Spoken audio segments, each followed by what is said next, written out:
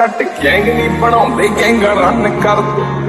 rap ਨੇ ਰੱਖਿਆ ਚੜਦੇ ਤੋਂ ਚੜਦੀ ਨੀ ਜਿੱਥੇ ਚੱਲਦੇ ਰਕਾਂ ਨੇ ਪੂਰੀ ਲਹਿਰ ਫੜਦੇ